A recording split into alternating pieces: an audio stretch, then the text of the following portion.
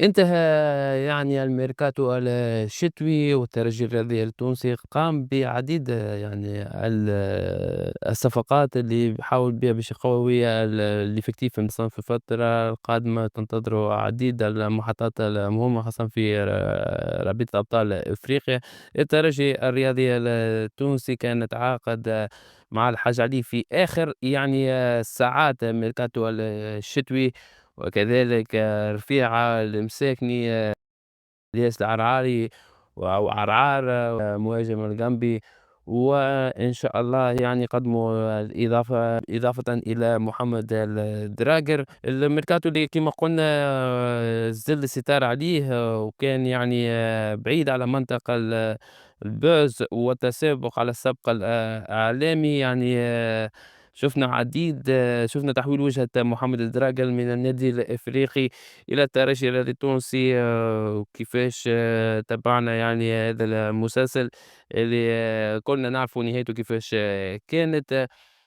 ظهر اسم سيف الطيف يعني وتم يعني تداوله في أكثر من صفحة على مواقع التواصل الاجتماعي، ولكن سيف الله الطيف كان تم حديث معاه من ميركاتو الصيفي، وكان مطروح بقوة باش يجي للترجي الرياضي التونسي في الميركاتو الشتوي.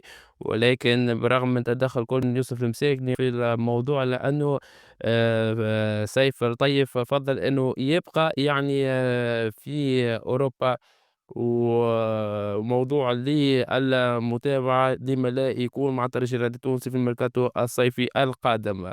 نمشيو لرفيعة اللي رغم إنه بعض الصفحات المنتمية لقنوات يعني رسمية قالت إنه رفض العرض، ولكن رفيعة وقع وكلكم تعرفوا الطريقة اللي وقع بها، وكانت في صفقة تم إنجازها بهدوء بعيدا عن الضجيج الإعلامي.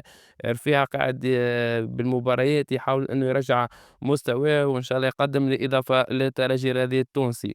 فيما يخص لاعب الوسط التونسي واللي برشا ناس حكاو على العديد الأسماء منهم التراعي اللي كان يلعب في الاتحاد المونستيري وفريقه طاب 350 ألف أورو يعني الإماراتي، فريقه الإماراتي طب 350 ألف أورو في الأخير لم تتم الصفقة وعوضوا معز حاج علي. وكان ثم كما قلنا من الأول اتصالات أولية مع تراعي، ولكن تراجع الترجي الرياضي التونسي عن التعاقد مع هذا اللاعب لتعود المفاوضات مع معز حاج علي بعد فشل في الميركاتو الصيفي وجزئيات بسيطة حالت دون التوقيع في الميركاتو الصيفي ليتم الاتفاق ويكون الحاج علي ترجيا يعتبر من أهم المكاسب في هذا الميركاتو. جناح كذلك مغربي كان قريب من الترجي الرياضي التونسي وهو إبراهيم القديري اللي كان قاب قوسين أو أدنى من التوقيع بعد اتفاق مع ناديه ومع اللاعب،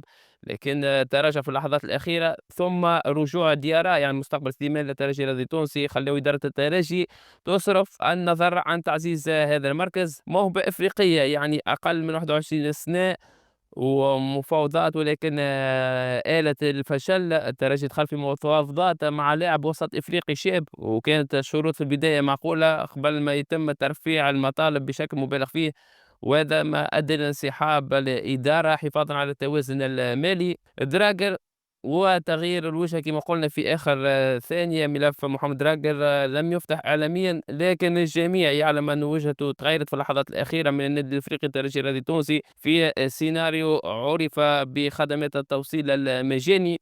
إلياس العرعار الصفقة صامتة قد تكون الأفضل. صفقة إلياس العرعار تمت بسرعة ودون تسريبات والفضل يعود لسيد يزيد المنصوري، وحسب العديد الأصداء قد يكون العرعار أفضل انتداب في هذا الميركاتو نظرا لصغر سنه وإمكاناته الفنية ولهامش يعني على التطور الكبير اللي يملكه. فيما يخص أوكبيلو الملف لم يغلق بعد ولم يمدد إلى حد الآن أوغبيلو مع الترجي الرياضي التونسي، وثم عرض يعني من ليبيا 3.5 مليون أورو في العام يعني يمكن يمشي أوغبيلو لليبيا. صعيب برشا تو باش يجدد أوغبيلو مع الترجي الرياضي التونسي، ولكن كل شيء وارد في كرة القدم. ننتظروا الأيام القادمة باش تجيبنا يعني عن ملف أوكبيلو، هل باش يجدد أم سيغادر؟ اللي غادروا يعني بوقرة وبوشنيبة، بوعصيدة بوقرة مشى للنادي الإفريقي، بوشنيبة كيما شفنا يعني صح في